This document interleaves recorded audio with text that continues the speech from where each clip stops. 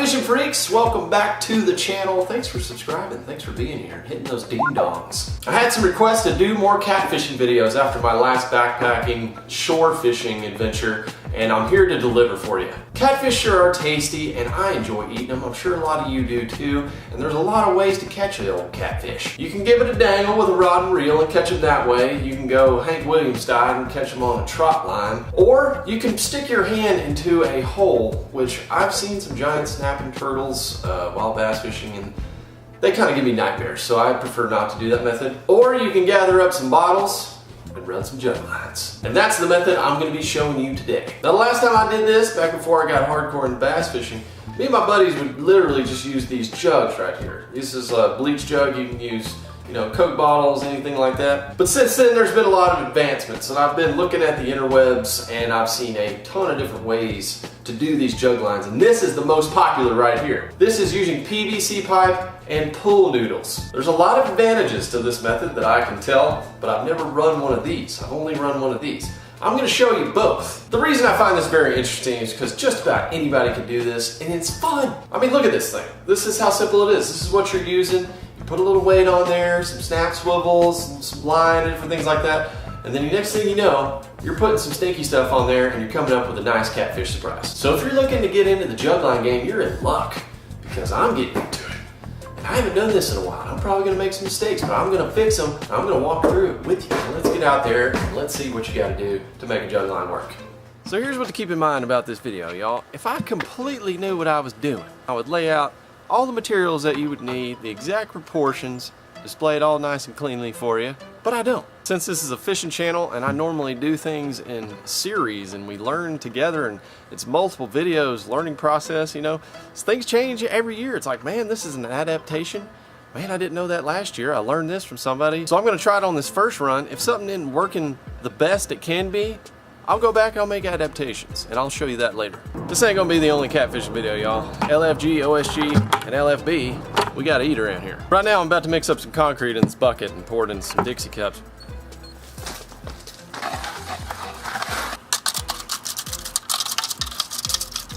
This is firming up quick. All right, we're just gonna pour these bad boys out because I made a mistake. I told you guys I was gonna make mistakes. I needed some extra rocks here anyway. Let's try this again. Little learning lesson there. So when you get Quickcrete and it says 20 minutes, it's Texas and it's 108 outside, make that about 5. These little cups with the wires in them, those are gonna be our weights. Couple different types of jug lines. You can have free floating jug lines, which means those suckers can just float all around the lake. Free floating ones that don't have a heavy weight are set up a little bit differently, and that's a more in the moment kind of deal. You gotta be watching those things. Fish can grab it, can take off. You never see your jug again. You gotta pay attention. The ones I'm gonna show you here today, you just let them sit in one spot. Go about your business for a couple hours, maybe even overnight. Drink you a couple of frosty Coca-Colas, and then come back and your fish is gonna be in the same spot. So that's what I like about these, and you can put up to 5 hooks on them here in Texas, which means you have the chance of catching 5 catfishos. For this first go, what I'm gonna try is a braided nylon. I picked this up at an academy. It's called Pro Cat. Tensile strength, 120 pounds. I guess because it's rope, they say tensile instead of pound test. For the sake of everyone's normal fishing sanity, I'll just say 120 pound test. Number 15.25 pound. To be honest with you, I don't know what that means. So in the past, how I've done these is basically just tie some loop knots on there and put some trot line clips. I'll show you those right now. These are trot line clips. I'll take one out of the package so you can see. Real handy, super convenient. So a trot line is where you run a line and you can tie it between 2 logs, but it runs across like this. Jug lines are running like this. But what these clips allow you to do is quickly detach your leaders. It's a big chunk of metal. I never like that when I'm fishing. Fish can sense that, feel it. I'm convinced of it. The catfish, they got them barbels all over the face. The barbels are the whiskers. But the catfish barbels are great at sensing a lot of things in the water, similar to a shark. Uses their ampulla of Lorenzini to detect electrical senses and impulses in the water. Catfish are like freshwater sharks. However, they allow people to stick their hands in their face and get pulled out, so I don't know, I'm kind of stuck in a quandary on that one. But these clips, the main reason I'm not gonna use these going down the line is because I want my line to look like a drop shot. It's basically where your hook sticks straight out from your line a foot or two above a weight, your lure is dangling like this instead of dangling like this. Now, if I detach one of those clips that has another line to it, what happens is it's gonna have loose play right here with the clip, and that thing's just gonna sink down. It's gonna be kind of dangling down here. But when I tie that loop knot, and I'll show you guys how to do that in just a second, don't worry. That knot right there is gonna allow me to then run a short monofilament strip of line out here, like 50 or 60 pound, or fluorocarbon. I could use fluorocarbon as well. Fluorocarbon actually might be better because it's stiffer. In my head, that's kind of what I'm thinking will help it stick out more. The more it sticks out, the easier the fish can grab it, sense it, detect it, and then not get tangled up and get off. In Texas, a lot of my lakes are 50 to 60 foot deep max, and then there's a thermocline, and it really kind of sits, depends on the year, the water levels and all that, but it can usually sit between 20 and 30 feet of water. So I'll make my lines more than 20 feet. I'll make them all the way out to 50 foot on some of them. But if I have my loops going all the way down in 5 foot increments, then I can just simply choose the loop that sits at the depth that I'm about to fish at. If I want to put it in 20 feet, go to the 4th loop. And on the weight, I'll have an easily detachable trot line clip that allow me to adjust that depth if I need to. So this means if I'm fishing in 20 foot of water, I'm gonna get up to 3 baits on that jug line. Let me show you how to tie one of these simple loop knots, and then we're gonna go all the way down the rope, and I'll show you how the whole thing looks. All you gotta do is double over your line, and then you're gonna take that and simply tie an overhand loop knot, just like this. You're gonna pull this long end, and there you go. It's a simple, strong, and effective knot. Could also be used in a survival situation. So I'm about 6 feet tall. 5 foot's about right there. So all I gotta do is let that knot go down to the bottom, right there. 5 foot, tie another loop. That easy. Time to make some leaders. So I'm gonna play around with some different leaders and see which ones I like best, the ones that are sticking out the most, the stiffest, that I can still tie knots with, basically. Honestly, I think anything over 25 pound test is gonna be pretty good. Especially when you're talking about pure fluorocarbon shock leader or saltwater style leader. I actually use that a lot in bass fishing, and it's really strong, really dense, and it's good. So here I've got some 66 pound, I've got 34 pound. I know these are weird European style fluorocarbon, so. And then I got your traditional American special 25 pound trilene big game. One of these is gonna do the trick. The hooks that I'm gonna be using are circle hooks. This is also made by Team Catfish. This is a 5/0. I got 14 in this package. Now, if you're not familiar with circle hooks, they are fantastic for keeping the fish on the line, because how the heck are they gonna throw that thing? I mean, it's basically a circle that goes in the corner of their mouth, and then it's almost impossible for them to come unhooked once they've been hooked on this, unless they're pulling so hard that they're bending it out. I've had it happen on Goliath groupers, but that's a whole nother video. So with a circle hook, you really don't want to set the hook. You just want to kind of lightly pull or let the fish hook themselves, which is often what happens. If you've never heard of a snell knot, this is a great situation for it. I also use it in bass fishing on straight wire hooks, straight shank hooks that I'm trying to flip and get maximum penetration with. There's no bend in the shank, so this will work with a snell knot. Previously tied some of these up from a saltwater trip for stingrays. That's a snell, so the line wraps around the shank of the hook and then it goes up through the eye. Now this little tool right here, fantastic. A friend introduced me to this while carp fishing probably 10 years ago. And they're just outstanding for carp fishing and cat fishing. I even used to use them for Carolina rigs for bass fishing, where you can tie up multiple leaders at once. So if you're running jug lines, you can keep your rigs attached to this. If you're carp fishing or cat fishing and you break off, you just take your leader, tie it to a swivel, take the whole leader line. Maybe you don't have a swivel on there, it doesn't matter. It's got a little notch around there and you twist it around. So this is made by Tackle Buddy. Nobody's sponsoring this video today, but I'll tell you, this is an awesome tool I think you can find pretty useful if you're an avid fisherman, and I'll leave a link in the description if they still make them. They probably do. I'm gonna try some of the 66 pound leader because it looks really stiff. I don't want it to be too long. I want it to be kind of short and stiff, so it's gonna stay up. You want it to lay flat. Pull it tight. You know, it's just straight up on the shank. So it's like 100% strength right there close to the eye. If you really want to learn how to tie a snell, let me know in the comments. I'll do a video just about it, or maybe do it on a live stream or something like that. and kind of give you a better camera angle and everything like that. It's effective for multiple different species, but definitely in saltwater, catfish, carp, and flipping for bass. In the other end, we're gonna tie ourselves another one of those loop knots. I'm gonna say 8 to 12 inches. Cut that tag end. That right there is one of our leader lines. So let me show you how that works. So we got our bright yellow chartreuse main line here. You take your leader line, take the loop end that you made, go through that loop, then you take your hook end, bring it through that loop, and it's gonna catch a little bit on that knot. You just work it through there, and then you just pull those together like that. Now that's really easy to get out.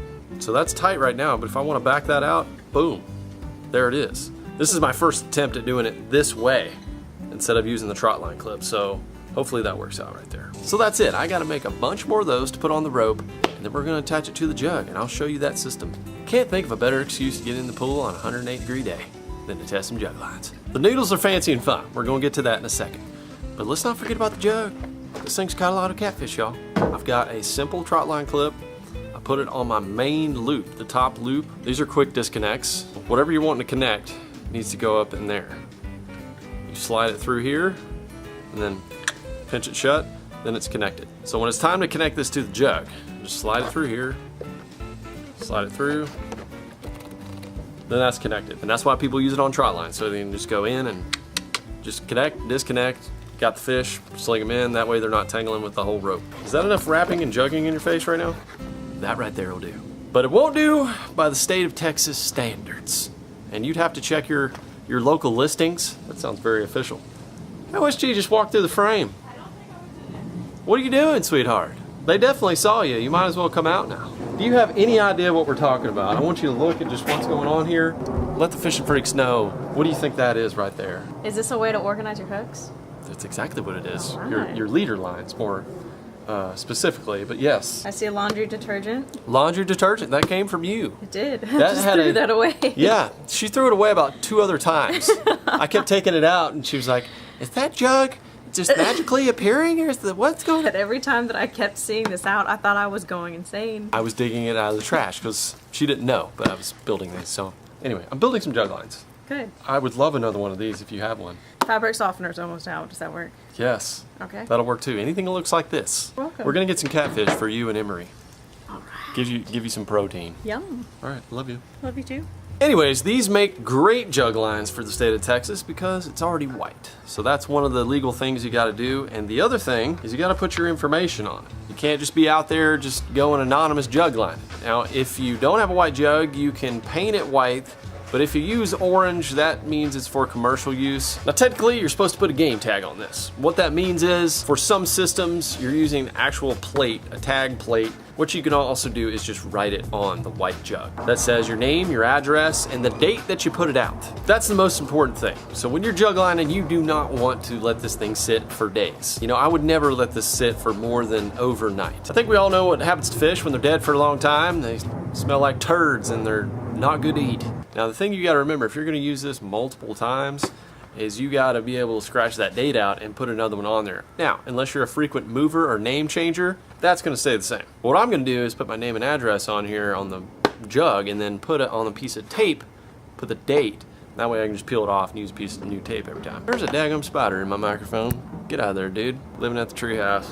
You never know. Get off. I think what I'm gonna do is wrap the rope separately on something that it's not just gonna get totally befuddled. Even though this is not the prettiest thing ever, it will get the job done. We've got the traditional jug out of the way. It's time to build one of those noodles. This noodle jug, I think the official name is a jug. Looks like a noodle, but noodle is a whole different thing. So the Fun Time noodle jug is much more complicated. We have rebar, we have PVC pipe, we have foam noodles, and we also have to drill a few holes. Hang tight, I'm gonna walk you through it, but I also don't know what I'm doing, so it ought to be interesting.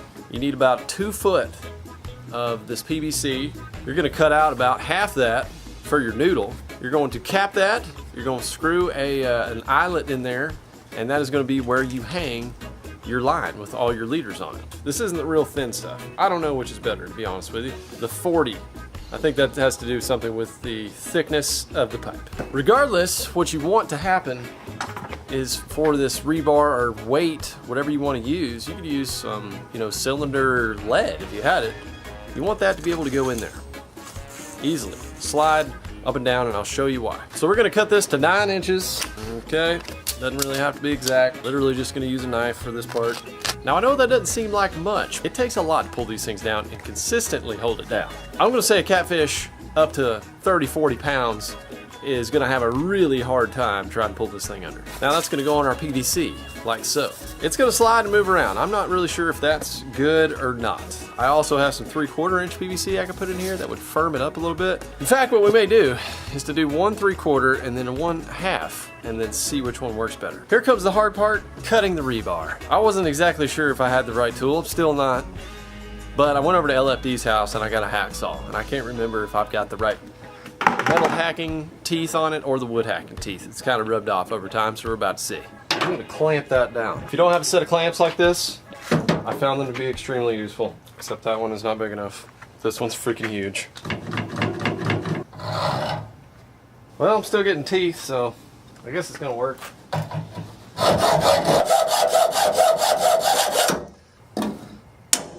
Oh yeah. There we go. When we cap our PVC, which I'm going to probably have to use some glue on there. I don't know, that might be tight enough. Smash that on there. There we go. Then we put this in there. Ooh. So here's the whole point of that deal. Isn't that fun? So essentially what we have made here is a giant weighted bobber. If you guys have ever used bobbers that have a little lead on the bottom, that's to keep that thing upright. Of course, we don't want it upright all the time. When we first lay this thing in the water, it should lay flat, experimentally. On this end is going to be where our line tie is, and then we're going to have our rope. So when a fish pulls on it, it'll go down, and then this should float up, and then this is the weighted end. So you basically know you got a fish. It's like those flags for ice fishing. Remember that one time where I fell and busted the back of my head ice fishing with John and Rob? Using those things. We gotta drill ourselves a little bit of a hole now. Don't get too worried. It's not gonna get too crazy. Hooks or gachos. I think I went a little overboard on these, size-wise. I think that's a little excessive. These are screw eyes. They're enclosed. I can screw them into the ends and then tie a rope on there. Just match you up a drill bit that's kind of similar. This is a 3/32 that I'm gonna use. Then we're gonna take our caps. Now make sure you get the right fitting cap. So if you get 1/2 inch PVC, get 1/2 inch caps. Put our drill bit in here.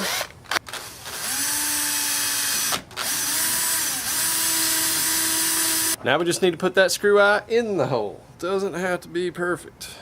I recommend getting a short screw eye if you can. It's 1 5/8 inches. Your rebar isn't going and slamming into that deal, and then it might knock it out. So then you got to cap that up, and wow, you're done.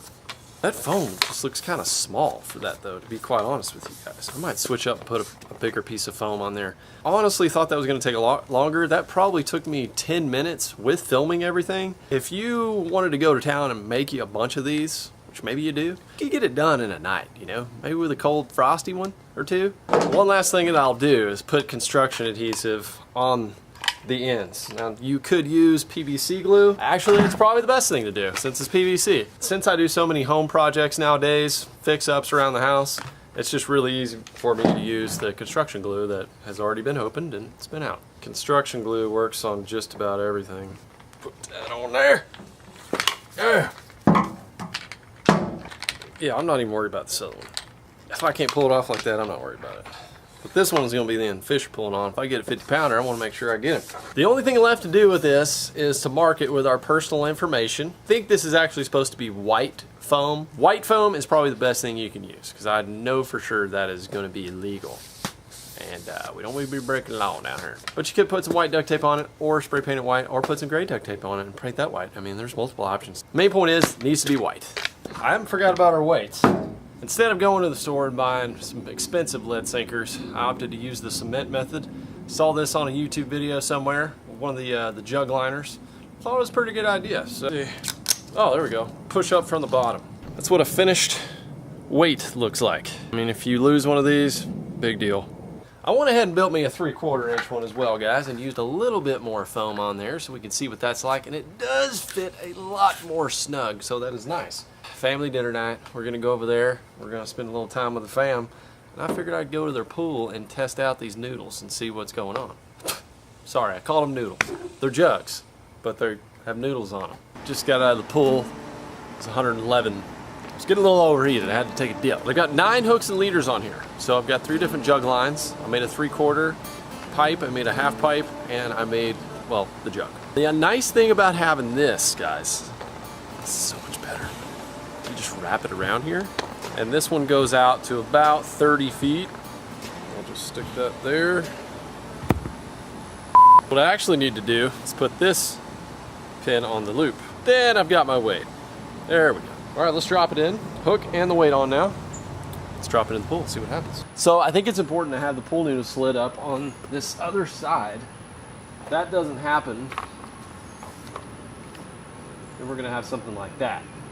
That's completely the wrong way. I'm probably gonna have to stick that in place where that's gonna stay there. But the weight is on that end. The little piece of rebar is on that end.